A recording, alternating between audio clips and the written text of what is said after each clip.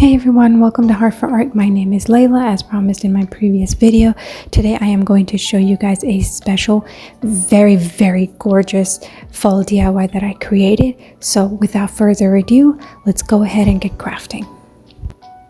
So I've had this fork plaque in my stash for quite a while. I got it from Michael's, the $5 bags. And this wood plank paper is also from Michael's. I just never knew what to do with it, so I decided to use it as the base for my pumpkin patch. And I am just decoupaging the paper on, and I will sand it downwards to give it a clean edge. This paper pad is actually, no, this is from Michael's, I believe.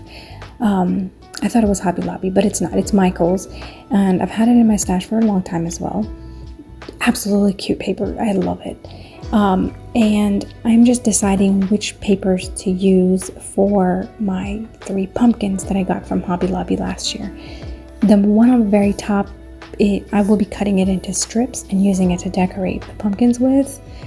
And I'm trying to decide over here which pumpkin to use with what paper, because the middle one is taller and I was going to make that as still the focal point. So I'm deciding here, and I think I like this arrangement better. I trace it out. I cut it a little bit larger than the pumpkin itself. I decoupage, and then I use the sandpaper method, which is you let it dry and then you sand it downwards, and it gives it a very clean edge. I don't like using razors and stuff because I'm always afraid that I'm going to, with the razor blade, cut the edge of the pumpkin or whatever I'm doing. And right here I'm showing you guys what I'm talking about. I just kind of smooth down the edges with sandpaper, and I love using that technique. So like I said, I will be cutting this paper into strips. I just, no rhyme or reason, I just go for it. And the reason I use a paper cutter is, guys, I can't cut straight to save my life. I'm not a good straight scissor cutter. I forgot to actually paint the pumpkins the blue, so I'm going ahead and just painting the edges. I do all of them in blue, and this is the dark antique wax. I absolutely love this antique wax. I just adore it. I started off with a cloth, and I just didn't like the effect. It wasn't giving me what I wanted it to do, so I just went in with my wax brush, and I'm just kind of going around the edges, giving it a distressed look, deepening and darkening the colors, and yada yada, you know, all that fun stuff that we do with dark wax. And this is where I'm using all my paper strips, and I just decide what I want to do with them, and I just go to town. You guys can decorate them any way you want to. You can use fabric, burlap, you can stamp on burlap, you can directly stamp on there. You'll see I'll use some rub-ons. So it's whatever you want to do, and I'm paper piecing basically a few pieces to kind of get what I want. And it's I don't know, I just cut the edges, and I use a little bit of wax, whatever's on my brush, to kind of blend it all in.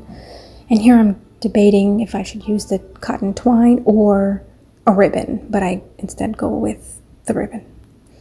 And I'm using Fabri-Tac or Fabri-Fix in the front, so it doesn't, you know, that ooey gooey hot glue stuff that oozes out. I hate that stuff.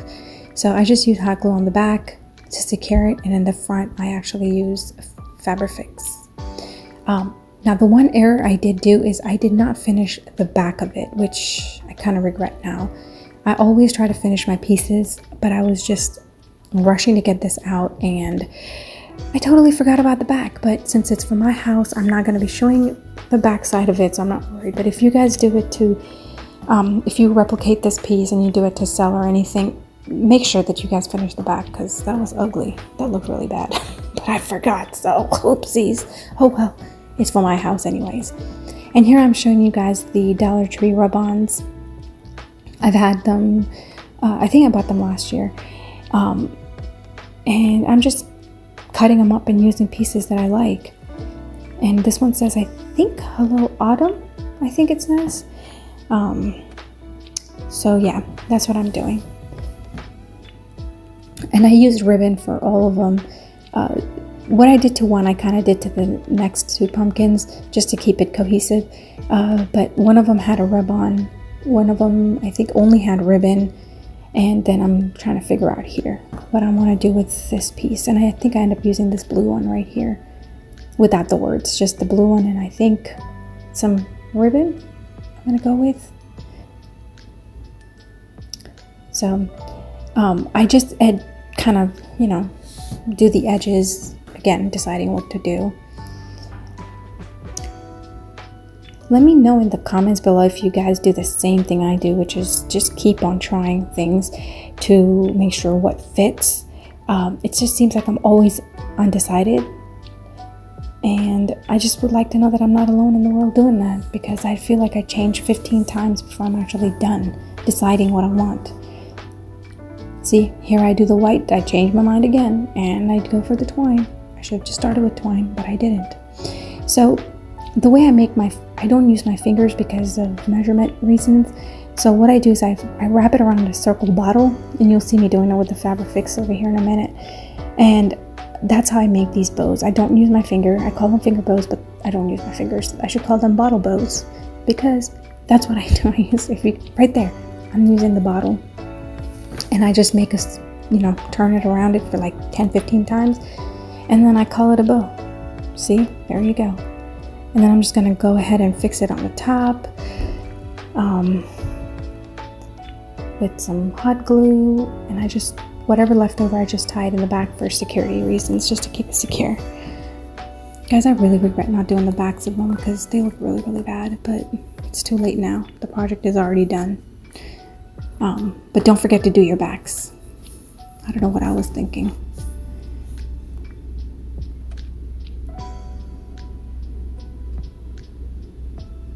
I'm adding a dab of hot glue so that way it stays secure in its place. And here I am adding some feet. I'm showing you guys different options. I have doorknobs, I have candle stands, I have this is from a hot sauce bottle. The ones that come with a wooden top. I saved those. The dice from Dollar Tree, these snowman Christmas trees, and these little buttons, they look like mushrooms. They're from Home Depot. They're for your staircase, to hide the screws. So yeah, just whatever you want. I'm using these feet. They're already painted and ready to go. That's what I'm using. And I'm going to decorate the pumpkin tops with some berries, with leaves, and whatever I have in my stash.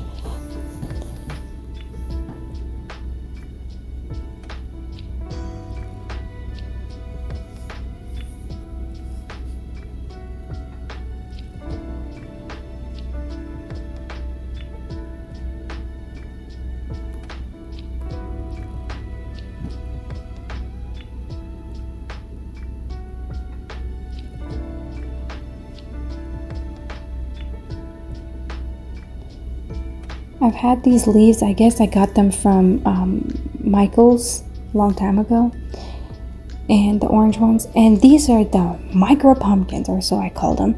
They're called, I guess, called putkas. I got them from Home Depot last year, and I just think they're so cute. So I put one in the middle of each pumpkin. Here I'm using some Jenga blocks to make them stand, so that way they have something to be secured on. And I'm going to go ahead and just arrange the pumpkins the way I like them. And from here on, it's just basically letting your imagination go wild and just, do whatever you want to. Like for me, I just imitated my backyard. I have a white fence, which I'm going to be doing soon. Oh, right there's a white fence. And guys, I have weeds growing in the backyard because I cannot take care of my yard. I don't know how to grow grass. No, just kidding. It's not that bad. But I just use some Spanish moss. I use some tiny little haystacks from Dollar Tree, some squirrels that I got from Hobby Lobby, small little tiny squirrels. And I add some little wheat sticks that I've had. I don't know. I just add whatever I have in my stash. And I just go to town with it. So from here on, it's just your imagination. You don't have to copy what I do. Just let your imagination go wild, and you take it from here. And I also added some putkas, some pine cones, and all that kind of stuff. So I'm going to go ahead and let you guys see how I decorate, and the final review will be coming up pretty soon. Thank you guys so much for watching. I hope you enjoy, feel inspired, and I will see you in my next video. Stay blessed.